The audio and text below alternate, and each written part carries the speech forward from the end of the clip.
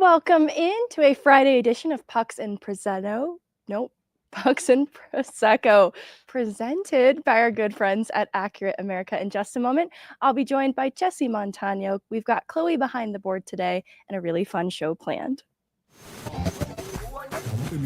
Hello and welcome in. Please do not leave your luggage unattended on the station.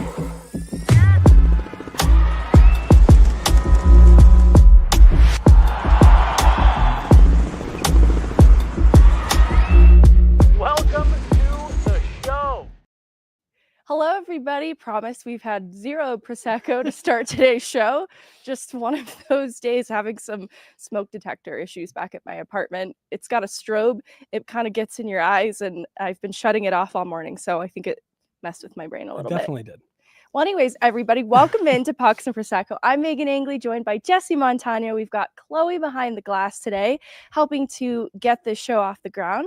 We got some fun topics for you guys. We should throw in the Chloe got back into town yesterday evening, so there wasn't enough time to get everything pulled together. So I'm pinching. I'm getting a lot of use out of my pink hoodie, Megan. Pinch hitting today.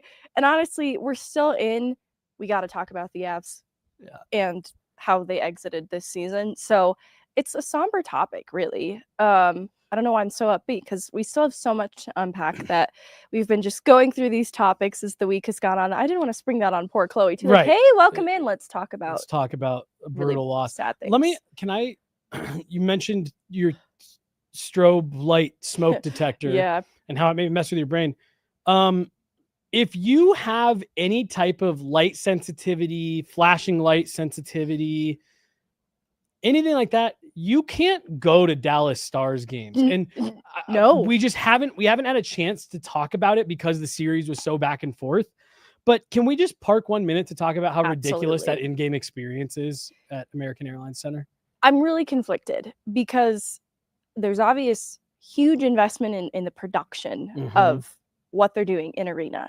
But it's crazy. There's so many warnings as you get up to the arena, as you're going in, about the use of the lights, because it is next level. It's not ordinary, and it's strobes, lasers all over the place. Even in the press box, there's a spinning strobe in particular that would get me right in the eyes routinely throughout the night. Because it was, and what you figure out after being hit by like the fifth time of the strobe is like, oh, okay, it's on like a cycle. It just hits the same spots every 10, 15 seconds.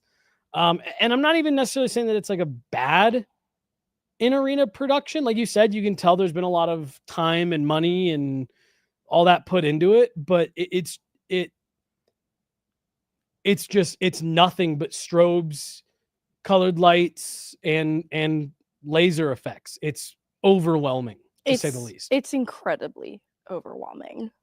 Overstimulating, even if I can be so bold. No, it is. It's too much going at once. And they also have a lot of entertainment in between whistles. I love dance, so it's not necessarily a criticism, but they have full-blown choreography dance performances just in between whistles, like commercial breaks is maybe the better way to lay that out. And it's just a lot going on, like in the way that Nashville has live music sometimes in arena. I think that's really cool, but I would definitely get overstimulated. Not every game. I don't want that every game. No, that would definitely overwhelm me a little bit. But you said, strobe light messing with your brain, and I just had to bring that up because we hadn't talked about it. Maybe it messed with the Avs brains. Maybe the bad ice and the strobe lights are actually a strategy on behalf of the Dallas Stars. Yeah. The comment says it's very college football-esque. Megan, I said to you, and I said, Megan's going to get mad at me when I say this, but like it felt very minor league hockey to me, where it was just, everything is a little bit over the top because you have to, minor league teams have to do a little bit more to get people in the door. That was what it felt like to me in Dallas. And it didn't hurt my feelings. I went to Lincoln Stars games when I was in high school, and they told me, like, Zach Brown Band, the people who used to do lighting for Zach Brown Band on tour, were doing the in-arena lighting for the Lincoln Stars in the USHL. And they had this giant star that came down and all these lights. And so, you know what? It absolutely tracks with what you're saying. And the icebox was super fun, I think, in part because of the entertainment. Yeah. But the crowd was really good as well. Yeah. So no offense taken on my part. Okay, good. That was all I had to on that. I just wanted to make sure we got that out of there. That's a nice segue, though, talking about minor league hockey or lower levels of hockey. We're going to talk about the Eagles to start off the show, because I think I can pull a common thread here. Today's theme is spite. All right. It is, because the Colorado Eagles just advanced to the third round in the Calder Cup playoffs in the division finals. And they did so by beating the San Jose Barracuda. Now, if you'll recall, I came on here and talked about how much I hated the weekend series against the Barracuda in the final weeks of the regular season. This was the series where Jacob McDonald was injured, and his ability to break the AHL record for goals by a defenseman was directly threatened by this happening. And Scott Sabourin was the player at the root of all evil, really, in the weekend series, but especially with respect to J-Mac's injury. He really got under my skin. I just thought it hurt the integrity of the game. I didn't feel like I was watching hockey. It got really out of hand. Probably familiar, right? In this Barracuda series, though, in the playoffs, I think it was a lot more contained, but it was still pretty, what's the word I'm looking for? Like, it was just a pretty gross display. Like, Matthew Phillips gets interfered with. He takes this big hit. He's on the ice, and Scott Sabourin's getting called for a penalty. And in frustration, I'm assuming, over the penalty, he launches a puck into Matthew Phillips lying on the ice in pain. And so maybe he's aimlessly launching that puck out of frustration, or maybe he's launching it directly into Matthew Phillips lying on the ice in pain. You know, you've got guys running Trent Miner, and you've got guys basically shaking TJ Tynan down, trying to steal his lunch money. Lots of things happening away from the play. Scott Sabourin typically at the root of all evil yet again, but it's kind of everybody. And so it was frustrating, but also rewarded them in ways like Cale Makar. He draws in for his first playoff game in Game 4, which is a game with a chance to advance to the next round. It's an elimination game for the Barracuda. So I make mention of that because that's just significant for how the coaching staff views Cale Makar. I think what he adds in his speed was something that over the course of the series, Barracuda was doing well to contain the Eagles through the neutral zone and slow them down in transition. And so Cale Makar just was sort of this secret weapon that they'd kept over the series that they could deploy in Game 4 and help with his speed get a few more entries and a few more rush chances. And so that was really cool. But because he wears Makar on his jersey, he's taking a lot of crap that he shouldn't have to. And he's just eating it. He's not bothered by it at all. At him, you're saying? No, or? they're completely holding his stick in a corner. Yeah. There's no puck. They're away from the play completely. Like, he's eating cross checks in the back, just going to the bench for a change. Just unnecessary violence. I'm being dramatic. When you were talking about the puck being shot at Matthew Phillips, I had to look up to make sure I was thinking. Do you remember? And I can tell you the exact year. I've got it pulled up here. Oh my God, this was back in 2011. Oh, yes, God. Alyssa. Sorry, Lincoln Stars, Lincoln, Nebraska, yeah. Icebox. Exactly right. Do you remember? It was back in 2011.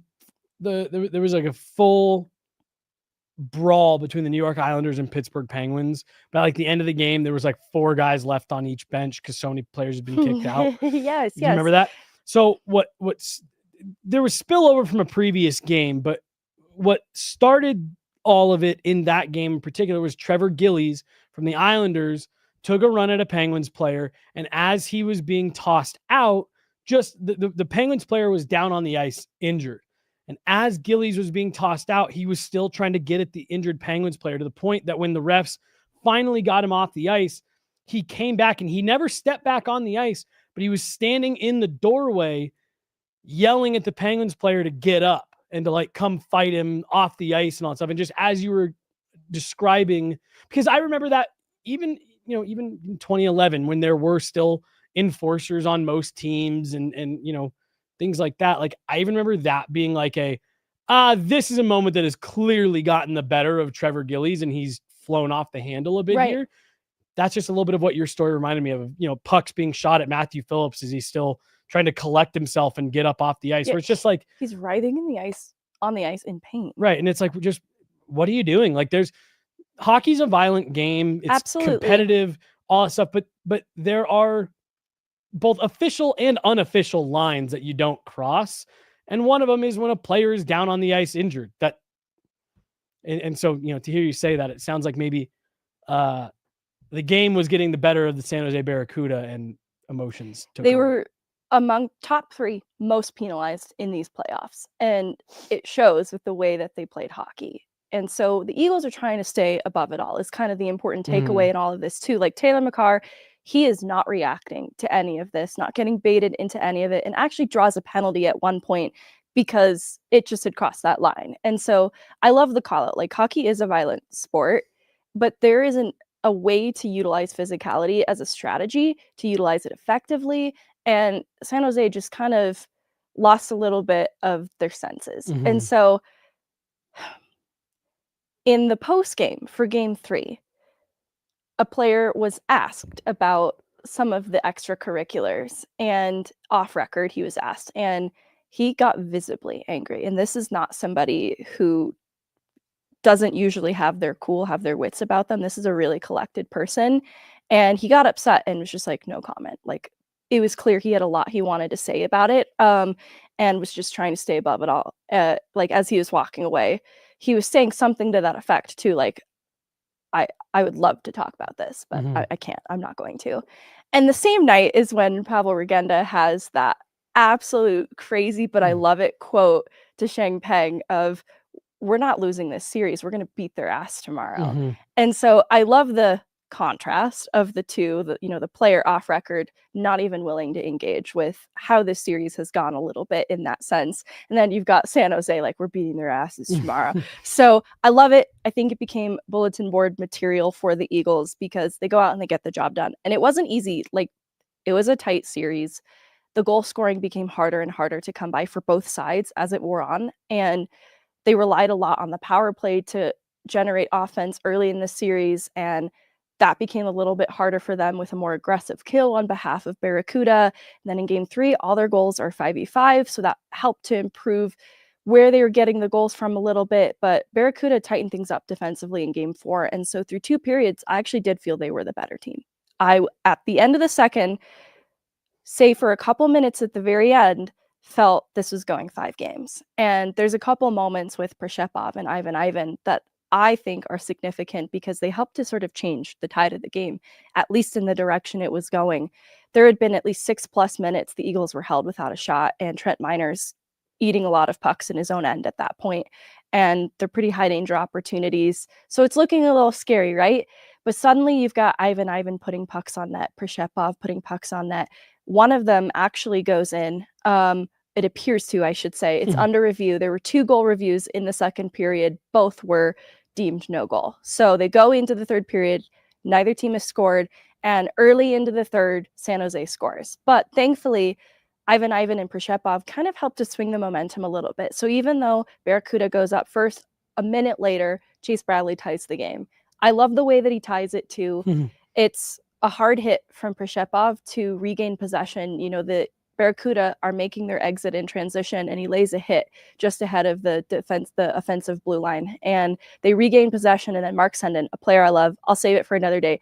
Every game I watch, I notice something that I like about him, but he wins a race and he wins a board battle to help gain the entry and get the puck loose for Chase Bradley to backhand it from below the goal line. So it's just a play born from hard work. Then the Eagles score on a power play because the San Jose Barracuda can't help themselves but to interfere with somebody. And so they score on the power play, get an empty net goal. The rest is history. They're going to the division final. It's all great, but I can't help but feel like they were motivated by spite. Between how this series has gone with the way Barracuda have conducted themselves, the comments from Regenda, like, we're going to beat their ass tomorrow. I just can't help but feel like, all right, yeah, we're going to go out and we're going to send you home tomorrow. This doesn't need to go 5. And it's going to translate to other conversations we have, but there is nothing quite like a motivator of spite. Yeah. We,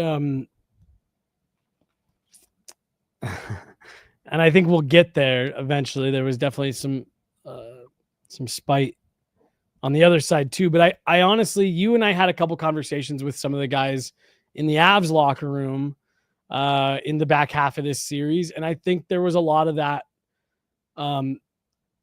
at that level as well. And again, we're going to get to the other side of it where I think there was some maybe slightly stronger spite motivators, but that is honestly, Meghan, like everything you're talking about, as much as you never want to see it get out of hand, someone take it too far, or like what we were saying earlier, like letting the moment get the best of you. You never want to see those types of situations, but it's what I love so much about the playoffs is you in 4 games, right? What you're talking about here is 4 hockey games, right? To build that much hatred, that much disdain for individuals on the, sitting on the other bench. And like, I think that's part of what makes this so fun. And it really does feel like in most instances, it's the team that can rise above it or take advantage of their opponent's volatility the most is the one that ends up coming out on top, right down to the, like, there's stuff I want to say about it, but I'm going to keep it to myself because we are staying focused on the task at hand versus we're going to go out there and beat their ass. And maybe he was talking about like, oh, we're going to go win a game. But like, you can tell it's like, yeah, but you don't have the right motives. If that's how you're feeling, if those are the emotions that you're feeling right now, we're going to go beat their ass. The emotions are already getting the better of you and you're in a tough spot. It's tough because I also love it. I love the unfiltered passion. Love it. And if they had forced 5, I could have also kind of similarly pointed to the comment, like, yeah, this galvanized the guy to say something so unfiltered on record is pretty ballsy. And I would have loved that too. I mean, I wouldn't have loved that it goes 5 because I can go. It's Mother's Day. But it obviously didn't translate into something productive for them. So that is the gamble that you take when you play with passion and kind of wear your heart on your sleeve like that.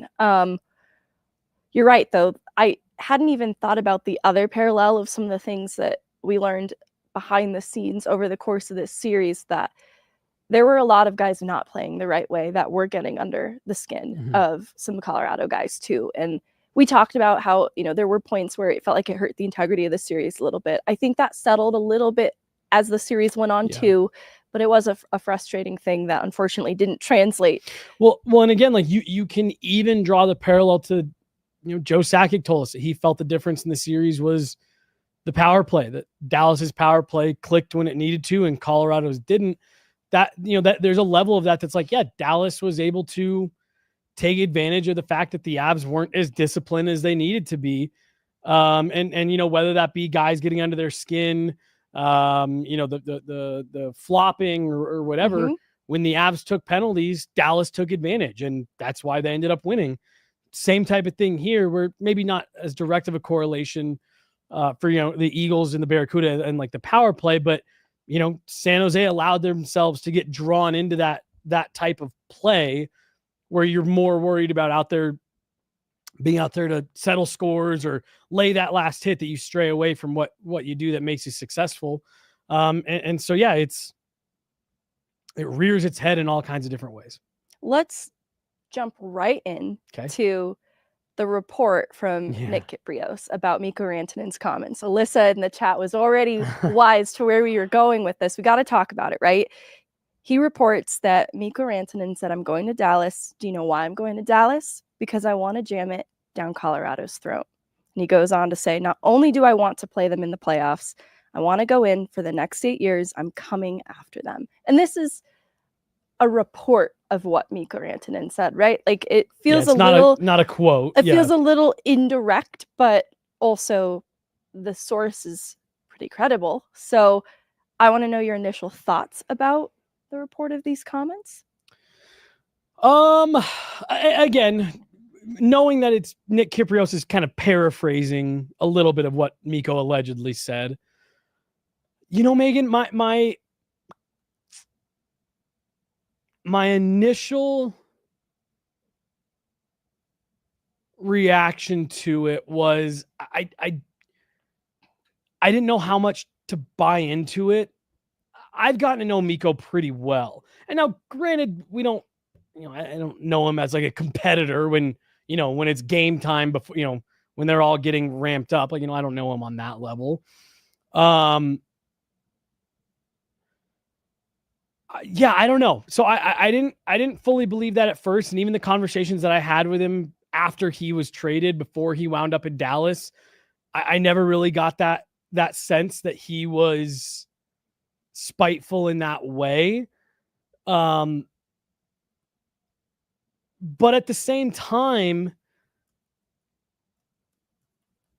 as good of friends as I'm sure he still is with all the players, I'd be willing to bet Chris McFarland is not getting a Christmas card from him.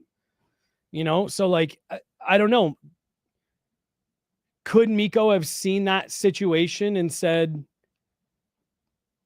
like, had he signed with Dallas in free agency, I would be much more inclined to believe it. But I don't know. I really don't know. Those just don't sound like the types of comments, the Miko Rantanen that I've gotten to know over the last 8 years, that just doesn't sound like something he'd say. But it's hard for me to doubt it, given that he really did seem as blindsided by this as anybody. Hurt people. Mm-hmm. And so we were at dinner last night with Avs Media crew, and Erik shared a story about how some of Rantanen's comments about MacKinnon's father came to light, and he had the story wrong.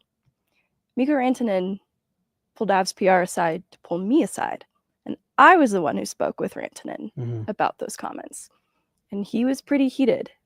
And the Rantanen that I saw in that moment is a Rantanen that would make these comments, to be honest with you.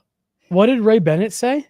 I actually was just Googling that. I don't know what Ray Bennett said Miko said to the bench after the hat trick. Yeah, I'll say I haven't seen anything on that. So I would love to know more about that. Yeah. But I've seen a version of Miko that would absolutely say this. But what I will say too is I don't think it is coming from the place people are receiving it. I think Miko's really hurt by how the front office handled this, and the shock that he had to endure, the criticism that he had to endure. His family, his girlfriend's name is being dragged through the mud. People are eviscerating her appearance and just being terrible. Oh, yeah, because Miko had made some kind of comment about how he leaned on his agent, his family, and his girlfriend by name to make this decision. Around not signing in Carolina for an extension and entering the trade block and going to Dallas, ultimately signing an extension there.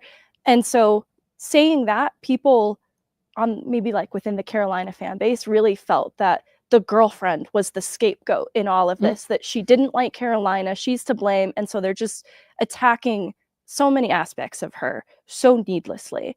And so there's a lot of emotion involved for Miko Rantanen and what he had to put up with following this trade. Not only the shock of losing your best friends that you've shown up to the rink with for the last 10 years, but also the toll that it took on a close loved one, obviously, but just his personal play, every shift being scrutinized. He's a ghost, he's lazy, he's a MacKinnon merchant, right? That had to add up at some point to a lot of frustration that I think comes through in that type of quote that I don't think's directed at Nathan MacKinnon. I don't think is directed at Cale Makar. I think it's directed at the Avs front office for the crap that he had to put up with following such a shock trade. And look, there's responsibility worn on either side. So it's not like I'm saying Miko's a total innocent in all of this. Mm-hmm. Where did Kyprios say that quote came from? I'm not sure. Because I went back and I listened to the Real Kipper and Born episode, and I don't remember where he said that he actually heard that. Yeah, let me see. I saw some screenshots of part of an article. Let me see. Now you do make a good point when he called out Lekkonen's dad. And again, like that, that is the other part. Like, we've seen Miko get heated with officials, things like that. Like, he definitely can dial it up. What I would believe is that after he was kind of finalized, like, all right, Dallas, I would believe that he told someone like, yeah, and now I'm gonna be back in the Central. Oh no, Ray Bennett is the Avs head coach. You're talking about Ray Ferraro, I believe, was in between the benches. Let me see if I can for Game 7, I believe. But like I could see Miko Rantanen after everything gets settled being like, all right, well, now and I'm back in the Central. I'm going to jam it down their throats every, 5 times a year. But yeah, like I said, I don't know. At least let me put it this way. I would have a hard time seeing Miko Rantanen make that decision based on that. I could see him once he's making that decision to say, yeah, and now I'm gonna, really take it to the Avs now that I struggle to believe that he said, like, if I'm not saying Carolina, I want to go to Dallas so that I can beat the Avs all the time. Like that, I don't think he would have done. Right. I don't think he wants to personally punish his former teammates. Well, and that would also be a crazy way to make a decision on where you're going to play. Like I could see that being his sentiment after it's, clear, like, all right, well, this is where I'm going to go. But according to this, he skated by the Avs bench on the empty netter and had some harsh words for his former team, according to Ray Ferraro, who was covering the game for ESPN between the benches. It doesn't say what the harsh words were, but I can imagine it was pretty straight to the point. Mm-hmm. Yeah.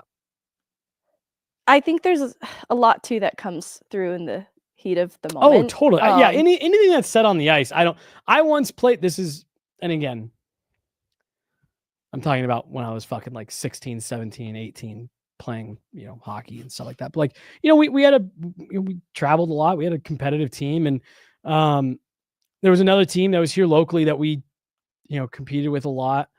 And there's a guy on this team who his dad was a coach. Well, he decided at a certain point, he left the program he was with and started playing with us. And we played his dad's team. His dad was a coach. Like we played that team the championship of a tournament. And I will never forget, to this day, him and his dad were barking at each other. And it was just like, oh, you guys drove here together. Like, what the hell? And so to your point, Miko skating by the bench and saying something like that, that's all, heat of battle. You're in the war. None of that stuff bothers me. I hope he did say something crazy. That's what I'm saying. Like, yeah, like good for you. That's your moment. Well, and on the topic of spite, I don't want to transition away from this topic too suddenly if we have more on it, but I think the Avs have a lot of material to work with in terms of how this exit can fuel them for the year to come. Well, and 100%. Yeah. We're going to have all summer to unpack that, but I completely agree with you on that.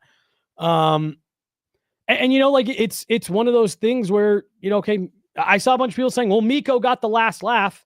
No, the last laugh is going to be what happens over the next 8 years. If the Avs go on to eliminate the Stars for 4 out of the next 5 years, well, then the Avs got the last laugh. If Miko Rantanen goes on and wins 3 Stanley Cups and all this shit and the Avs don't ever get out of the first round anymore, then yeah, Miko gets the last laugh. But we are far from the last laugh in this saga. But yeah, Miko definitely won round 1 emphatically. And if the reports from Nick Kypreos are true and what he was saying on the ice, like, yeah, good for you. Like you got your moment and you never know when the next one's going to come. So take this one and enjoy it for sure. Like I'm sure Miko did. And this one, not very funny on the Avs side of things. So I want to talk about some other post-game comments born from the Game 7 loss, and that's Nathan MacKinnon's comments.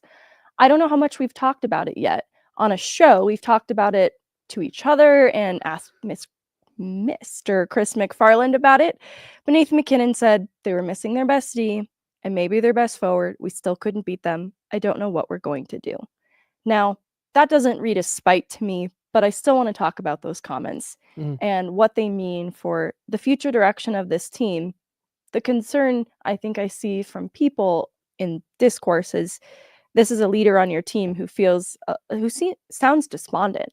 So what does that mean for the future? To me, Megan, and again, like you said, you and I have talked about this. I think the Avs have a hard time beating the Dallas Stars. And I think those comments from Nate were him acknowledging that, like, there is some, and I'm not talking about like, real, like mystical forces, but again, like Tom Brady had a really hard time beating the Broncos in his career. Alex Ovechkin for decades could not could not get past the Pittsburgh Penguins. There was another example someone gave to me just the other day. I mean, fuck the LA Kings and the Edmonton Oilers. Like, you just have certain teams, matchups, whatever, that it's just there's that inherent sense of belief on one side that we're going to figure this out and get the win. And then there's the inherent impending sense of doom on the other side. And I think that is the current relationship that the Avs have with the Dallas Stars, where whether it be, playoff matchups, regular season, the Dallas Stars just give the Avs fits no matter what.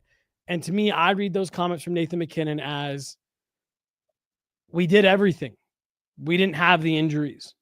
We had a good roster. We had the goaltending. They were missing guys. And what the hell? We still can't beat them. That was how I took those comments, more so than him actually saying, like, well, I don't know, maybe we should just tear it all down. If we can't beat them, then maybe, I took that as a player who is now lost to the Dallas Stars 3 times in the playoffs.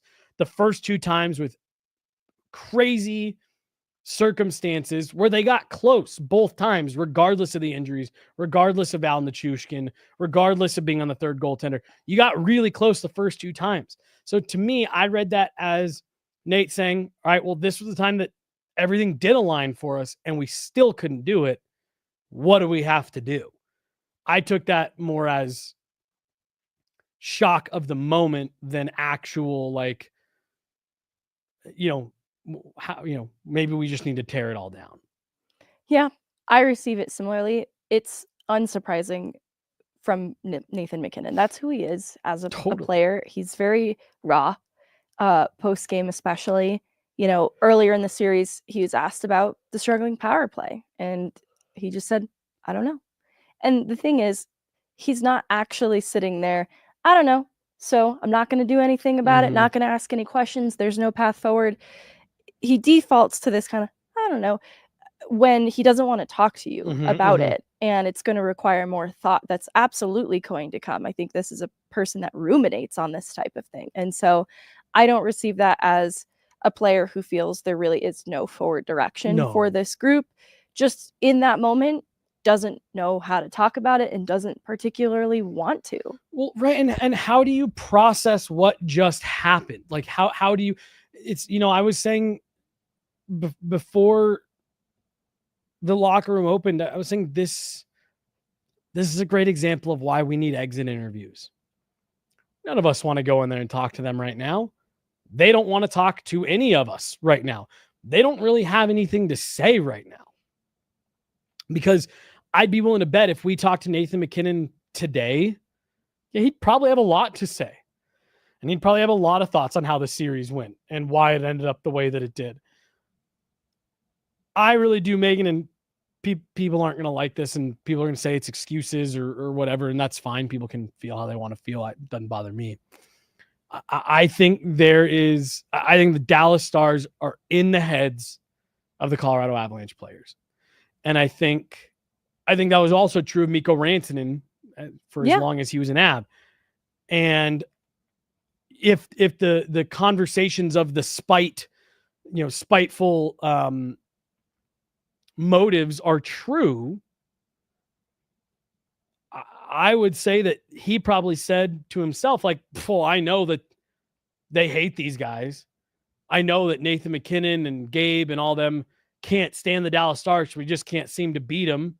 And now they're collecting former Avs players that have an issue with the organization. Like, I know that the Stars are in their heads, so I'm going to go get in their heads too. And that to me was what Nathan MacKinnon's comments were. I don't even know what to say. Right. Because there is not only did the Stars align for them in terms of like the roster and the goalie and all that stuff, like, you were the better team objectively. People don't have to agree with that. It's true. It's a fact. You can go back and look at the numbers, possession, who drove play, 5-on-5, like all that. Like, the Avs were the better team. They fell short in a certain few areas. And as always seems to be the case when the Avs play the Stars, it's the weird things that align. And for a decade now, they've always broke Dallas's way. And it was just another example of it. All right. First of all, I agree. I think real analysis comes with time to process, and he just needs time to process. Let's do a little we listen and we don't judge. Can I really fast? Yes. I do just have to point out, Meghan, I was talking to someone the other day because there's a comment, and eventually we will stop talking about Miko. We will eventually get far enough from the trade that it won't be a thing that we really talk about much anymore. But I just have to point out, going back to last year's playoffs, my mentions and my DMs were full of some of these same Avs fans that we see on Twitter now complaining about how Miko Rantanen embarrassed the Avs, saying they just need to trade Miko. You just need to trade him. He's not worth what he wants. He's lazy. He's this, he's that, he's this, he's that, blah, blah, blah. So there was, at least online, a large contingent of fans who wanted to see the Avs move on from Miko Rantanen so that they could diversify the lineup, get more depth, have more flexibility with the cap.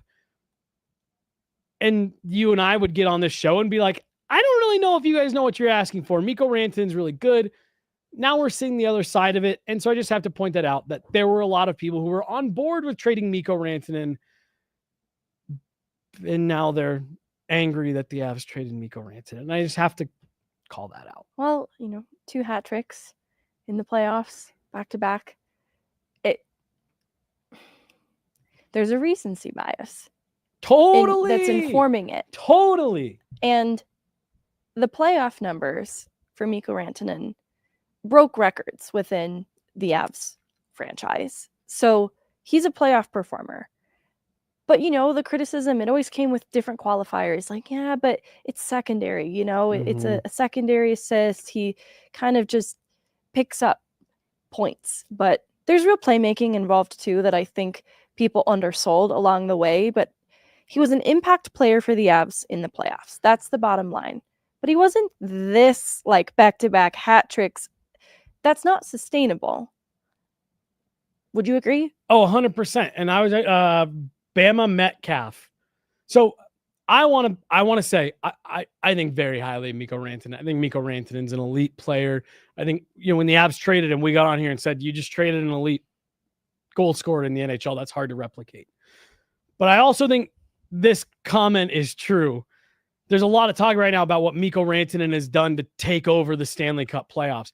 I am not discrediting what he's done. It's been incredible to watch.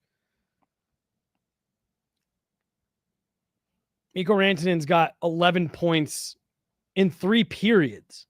He had 4 points in the second period of Game 6. Didn't really do much outside of that. He popped off and picked up 4 points in the last 12 minutes of Game 7. And at his own admission, wasn't very good for the first 2 periods.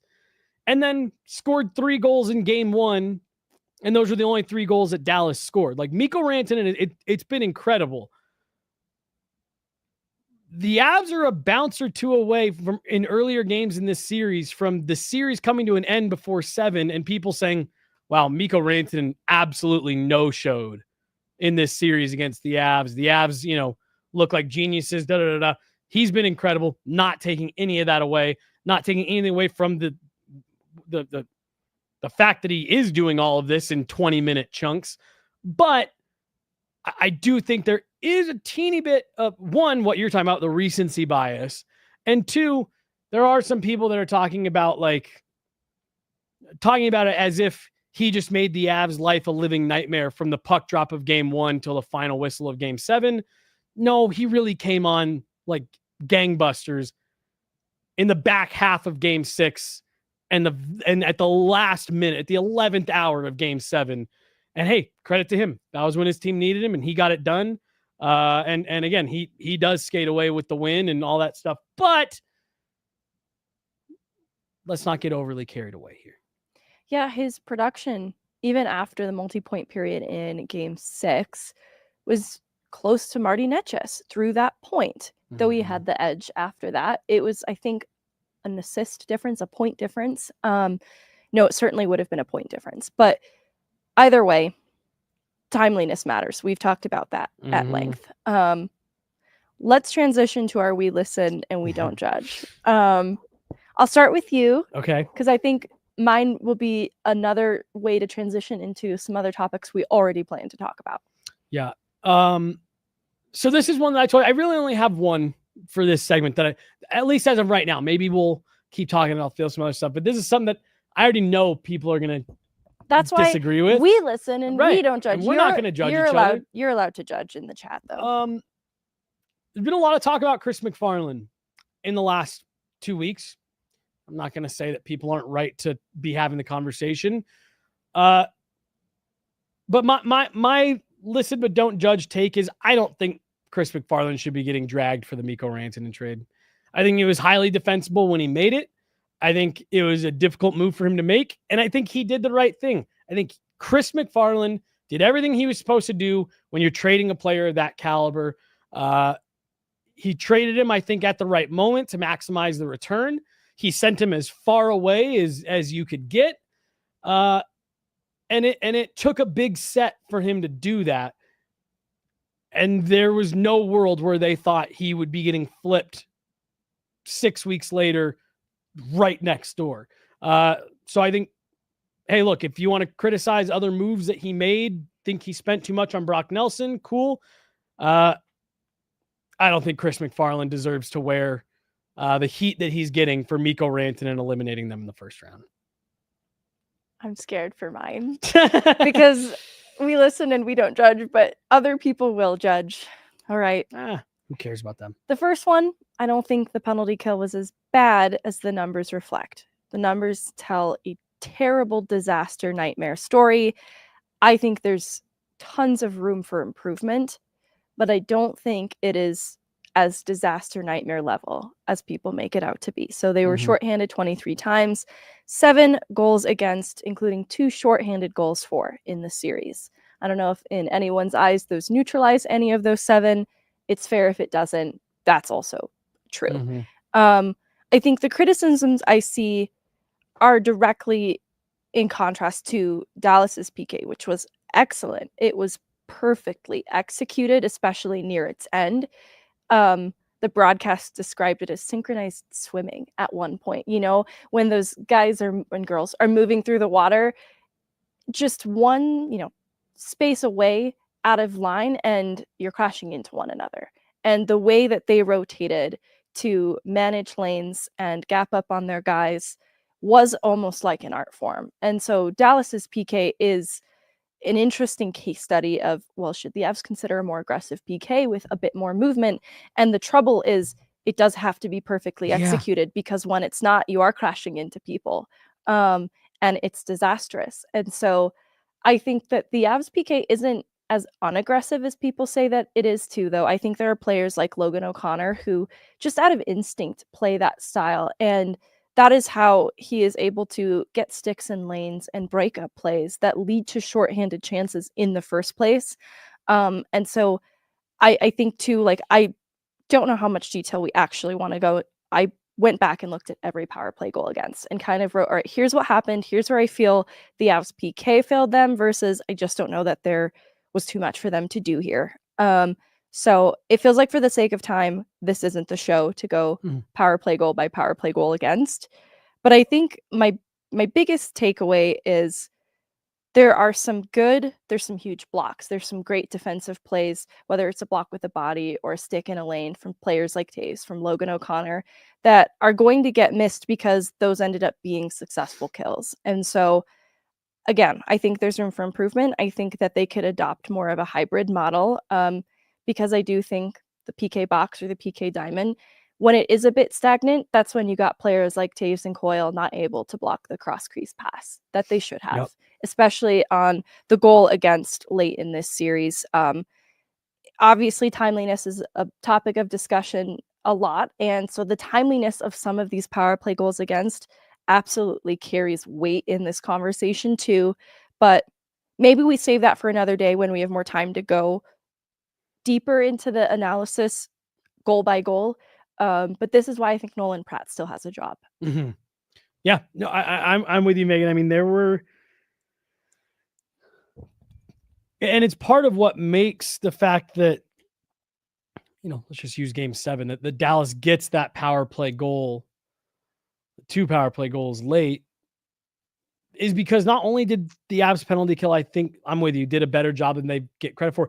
I think some of the kills that they had were at like crucial times.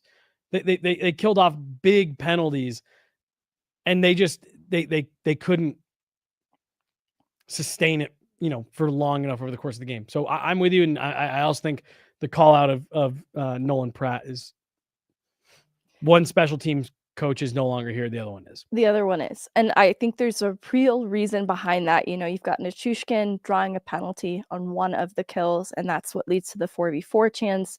They score. That's a huge moment, obviously.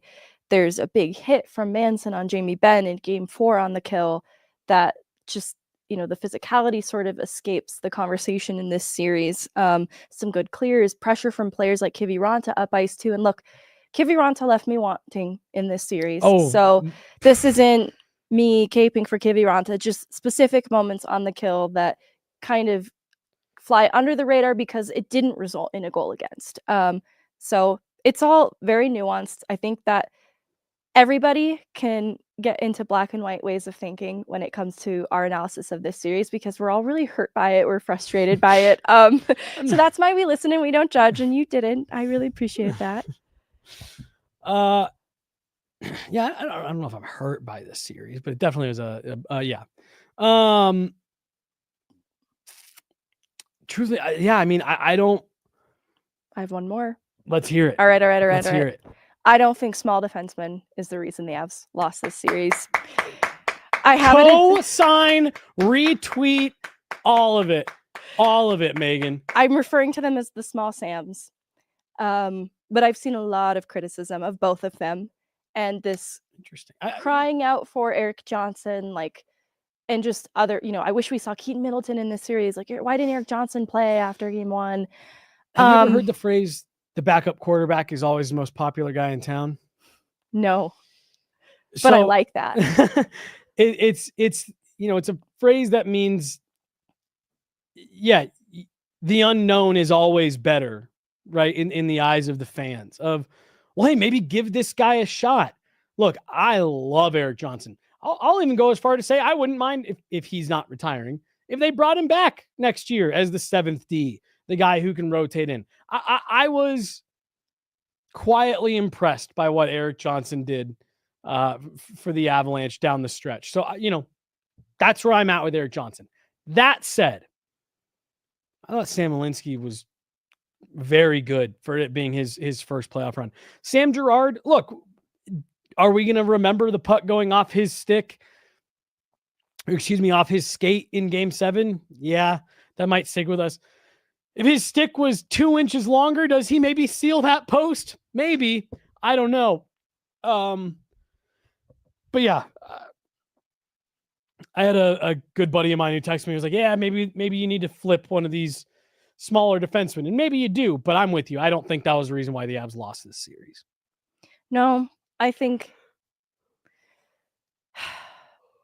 there's tough moments like the Miko Rantanen wraparound that goes off of Girard's skate that is fresh in people's minds. So there's this scapegoating mentality that has always existed around small puck moving D. And I think the trouble is they're evolving before our eyes, and we're just not really accounting for that evolution. Even Girard has become an essential piece in their PK because he is so good defensively, particularly like a Taves with a stick play. Getting in his lanes. Exactly, because he's mobile, honestly. It also enables him to be that player that can gap up on his guy. And I know people aren't going to want to hear that, but there are benefits to having the mobile defenseman in the lineup that I'll get to in a second. But same for Malinsky, a player who, though is in the undersized category, did a lot to build up strength over the offseason. And again, though coming in a bit undersized, a lot stronger in his skates than I think people give him credit for. And I think his first game drawing in for the playoffs was a test to see how he could handle the physicality of the Stars, because it is a really strong part of their game. And he handled it well, and he continued to over the length of the series. And so he would just wear contact in his end and resume playing. He was unaffected by it in that sense. And he even tried, dish hits of his own. But you look at the 5v5 defensive metrics, and outside of Erik Johnson, who played the fewest, he allowed the least amount of shots against of anybody else on the ice. And so I think this notion that they got eaten alive or they were too soft, I don't think it's real because, again, on the whole, the Avs emerged as the team that would out-hit Dallas on a nightly basis by almost double. And a lot of that was coming from the fourth line and Parker Kelly single-handedly. But it was across the board. Everybody was hitting. Gabe was throwing hits. MacKinnon was throwing hits. Obviously, Parker Kelly, the entirety of the D. And, Manson had an intriguing series. He's obviously representative of size, so he's a little bit different in this conversation. But the pucks to the net for Manson, he was probably one of the highest volume shooters out there, and his physicality was ever present throughout the series. There are some rough moments with puck management for everybody on this team, Manson included, but I think that Manson and Taves had kind of an understated playoff series. I think Girard and Malinsky are getting scapegoated for things because Dallas made it hard to get up ice. They clogged the neutral zone. It was difficult for the Avs to attack with speed. And so where they needed to make adjustments was on their breakout. And that requires a little bit of puck skill and a little bit of speed. Erik Johnson wouldn't have been able to help with that. That is where Sam Malinsky and Sam Girard tangibly came into play because, there's a MacKinnon goal that springs to mind that the breakout was a direct result of Malinsky. And obviously Malinsky has a point on the Nichushkin 4v4 goal. But there are going to be plays up ice and transition that you can credit to a good breakout on behalf of Malinsky and Girard that don't necessarily result in a goal, but that's time otherwise spent in your own end if that breakout doesn't happen. And so, again, it's like the penalty kill. It's going to fly under the radar because it didn't stop the goal from going in or it didn't result in a goal. But the bottom line is the Avs wouldn't have had the possession numbers that they put up 5v5 if Malinsky and Girard weren't in this series. So I want to go back to something you said at the very beginning of that about Sam Girard being so mobile. I said to Corey Massasak during Game 7, I said, there was a play that Sam Girard made, and I said, he plays on a team with Cale Makar and Nathan MacKinnon. That's where a lot of people talk about the skating. Sam Girard is an unbelievable skater. Yes. He's an unbelievable skater. His edge work, his agility, his ability to change directions. It does not get talked about anywhere near enough league wide. Forget, within Colorado, like he's an outstanding skater. And you're right. Like his ability to move the puck up ice and things like that, where I do look at Sam Girard and say, you might be in a situation where this summer, he might be a guy that you look at to move. I agree. And it's because of the other Sam, in my opinion. Sam Malinsky has made Sam Girard expendable. I think you saw enough from Schmedium Sam this year that small Sam could likely be on the move and you wouldn't feel the hurt as much as maybe you would have in the past. And there was a comment that came through about like Sam Girard never really did develop the offensive punch that a lot of us thought he would when he first broke into the league. His offensive game hasn't really taken that step, but it's because of what you thought. He is a good defenseman. He is good with his stick and getting in lanes and sticks and skates and things on pucks. But I think he's someone that you could flip to a team this summer, either clear up some cap space for yourself or use him to get back a legitimate asset. And there's probably 15 teams in the league, Meghan, that would drop him directly onto their top pair. He's a left-handed shot. Like I think you could get a good return for him, but no, him and Sam Malinsky are not the reason why the Avs didn't win this series. And I'm with you. In fact, I think they carried play at 5-on-5 because these two guys were in the lineup every night. No, I agree. I've had this weird sense, just murmurs of things I've heard, that Girard might not be a part of the future of the D-Corps, that there's this interest in finding a different alternative. And so I really see the rise of Malinsky's game over the course of the year, especially coming out of the Four Nations break, and then continuing to build on that in the playoffs where the trust put in him was so much more valuable. It becomes huge. And there's learning lessons for Malinsky to take from this. Totally. The biggest being, if they move on from Girard, they need to get Malinsky to PK. And he got very limited time on the kill in these playoffs, had a huge block on an early kill in Game 7. And so I think that there's room for growth if they give him the opportunity, because it's not an area that he's excelling in right now at the NHL level, but it's also not an unfamiliar place for him. He's penalty killed with the Eagles in college. It won't be new for him, but that's the next step of Malinsky if you're starting to have a serious conversation about moving on from Girard. Well, he was also a rookie this year. You got to give him a little bit of time to settle in. Sam Girard didn't kill penalties right away. Cale Makar has only started killing penalties in the last few years. Like, it takes time to build up that part of your game. I have full faith that Sam Malinsky would get there. All right. I think for the sake of time, we might have to save some of this for our future shows. I want to get into the individual performances of everybody over the span of these playoffs, because the next real big meaty topic to get into is the future. What is the future of the prospect pool, draft capital? How does that impact their window moving forward? And what does the team look like next year? Who should the Avs be interested in re-signing to an extension? You know, like the Brock Nelson conversation. How do we feel about another year of Marty Necas? Is that a player they should be eyeing to extend past next season? And so I want to get into that. So I'm also just letting our viewers know we still plan to talk about these things. Yeah. But I think that kind of covers a lot of the bases from today. Do you have any final thoughts? No, I don't have any final thoughts, but I have a lot of thoughts on the stuff that you were just talking about. So I want to make sure that we park some time for that next week. Yes. Because look, I think Chris McFarland's going to be aggressive. I think this loss has shaken the organization, and I think rightfully so. And I think you need a little bit of that. And I don't know what all they end up doing this summer, obviously. We may end up getting next year and the team looks relatively similar. But I think they're going to really try to shake things up this summer, especially depending on who ends up getting to the open market, or if there's deals to be made or whatever. So I've definitely got a lot of thoughts on that, but no final thoughts for today. Okay. I have one thing I'm going to use as bait, but Perfect. Before I do, I want to remind people about our friends at Accurate America. You never know when and where the hail will hit when the summer storms come.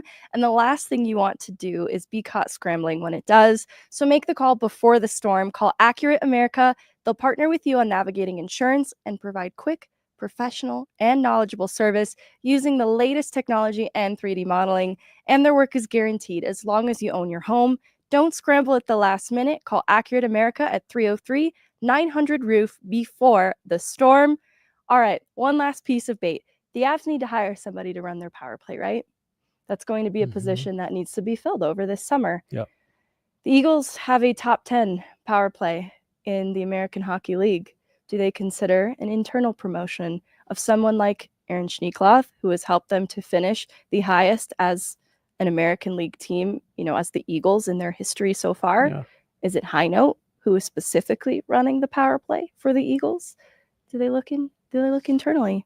Yeah, they could. And I don't know, maybe I'm going overboard here with what I think that C-Mac and Joe are going to try to do this summer. And maybe it is more of the measured approach. Joe Sakic told us the other day, like,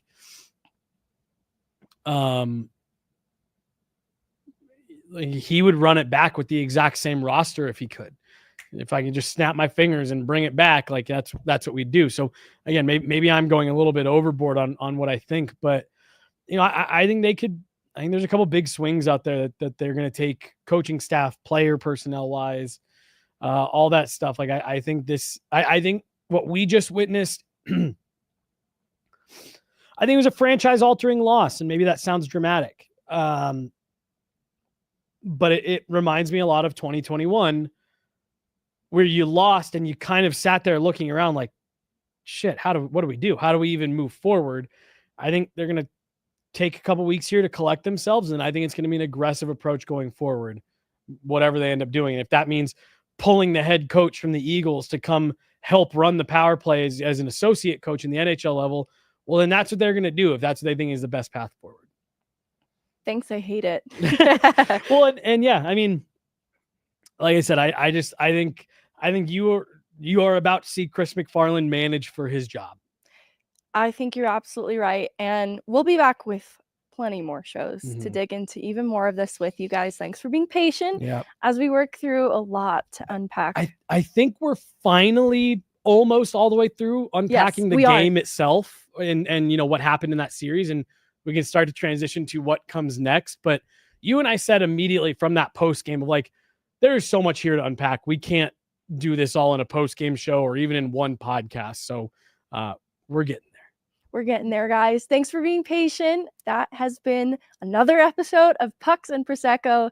Chloe will be back next week, and Jesse's not going anywhere. There might be a pyramid. I don't know. We're a little sad. Like, this pyramid feels bad, you guys. So we'll think about it over the weekend. Thank you guys so much for tuning in.